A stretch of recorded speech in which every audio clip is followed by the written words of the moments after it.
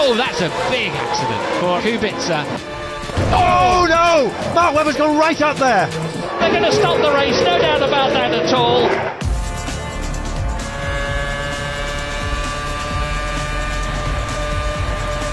Oh no! Mark Webber's gone right up there. Oh, Mark Webber has gone completely over the top there of Heikki Kovalainen. Thankfully he's all right. He's thrown out his steering wheel. What an impact that was! As if Mark thought he was going to pull to the left of Kovalainen, and Kovalainen started to get out of his way. Just a misunderstanding there, and clearly Mark caught him at vast rate of knots, quicker than he probably anticipated, and all credit to the design of the car and the regulations.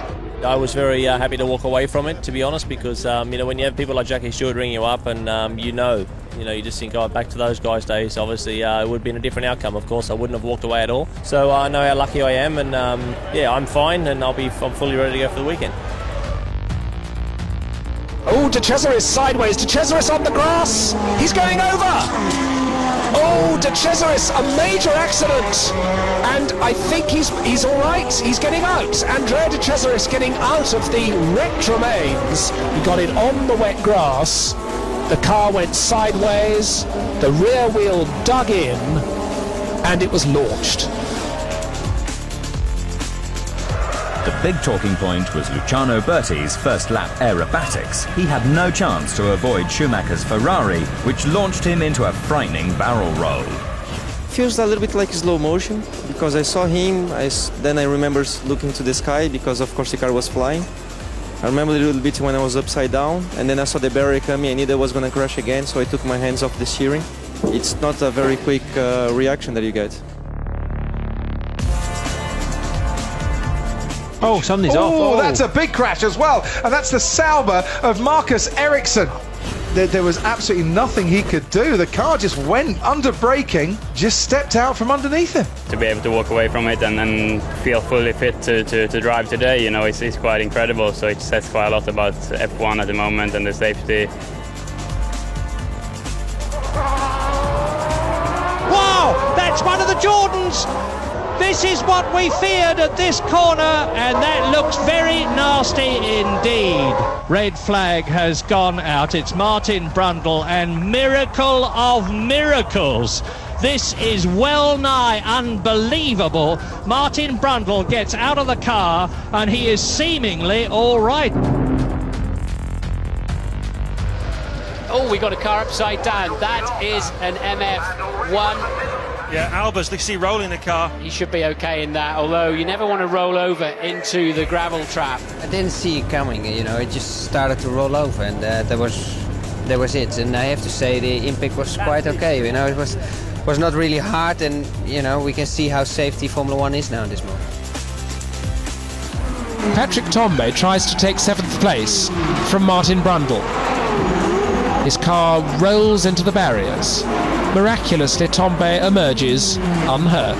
Tambay rides over the rear wheel, turns over, bounces off the tyre barrier, and lands, fortunately, back on its wheels again. And there's locking up in a crash, and Fernando Alonso goes over the top there of Charles Leclerc's Sauber. Also involved Nico Hülkenberg in the Renault. It was an innocent bystander in that. Was Fernando Alonso. He gets a thump now and spun around and cleared. Look at this mess that's made of the side of that McLaren. What we're about to see is Hülkenberg get too deep on the brakes, locked up, and boom. Wow, just could not stop in time. I think on the positive side, we are all fine, especially Charles, that I flew over his car. And the halo today was a very good thing to have.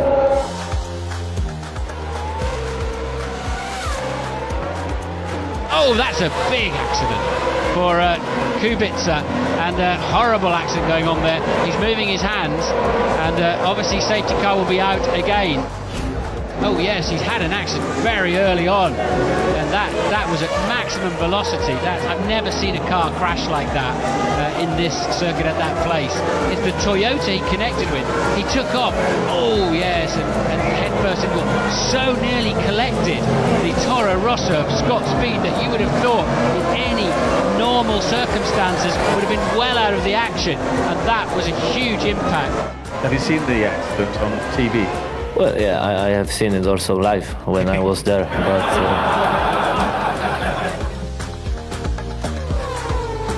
Major contact between Rosberg and Carter Kane. Rosberg arriving at huge speed and then going over the top. Yeah, Carter Kane was in the middle of blowing up. You're lucky that thing ended up rubber side down, and you can just see the smoke beginning to come out. We think, I'm pretty sure, it didn't hit him on the head. Both drivers okay, which is great to see. Schumacher has passed Mika Häkkinen already, and is going for the lead, and off goes on. Now they're going to stop the race, no doubt about that at all. Wurtz's Benetton cartwheels across the gravel trap, is harpooned by Jarno Trulli's Prost. Yeah, poor old Jean Alesi, he was sandwiched a bit there, he couldn't go right. Montoya's going to tag the back of his teammate, put him into a spin. He collects Heidfeld. Heidfeld goes rolling. Button spins around, and Scott Speed gets caught up in the aftermath, actually tagging both McLarens. Heidfeld goes spinning. Scott Speed for Toro Rosso goes half flying. I was never concerned about Heidfeld. I was pretty sure that he was going to walk right away from it because it was not such high speed. I was mostly concerned about where the other cars were going, and eventually they ended up going where I was, so that's why we crashed. Oh! Yeah. So it was not a car failure. Well, that all looks a bit familiar to me, to be honest. Just, and then it dug in twice into the gravel. So he's gone to switch sides as Gutierrez is slowing down. It's caught him out a little bit. So Petrov, podium man.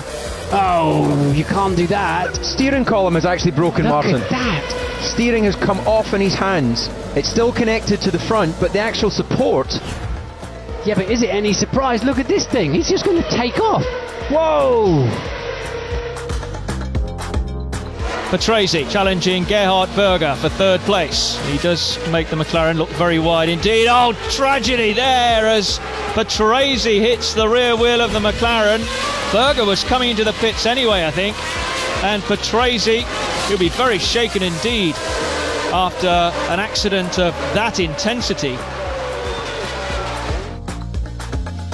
Christian Fittipaldi with that wheel off. My goodness, a dramatic finish in Italy as... Oh, I didn't see that. That is Fittipaldi.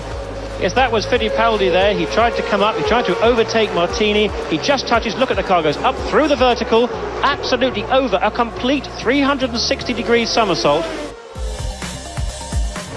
You ready? Let's go! Fantastic start by one of the Benzos. Ralf Schumacher challenges Barrichello.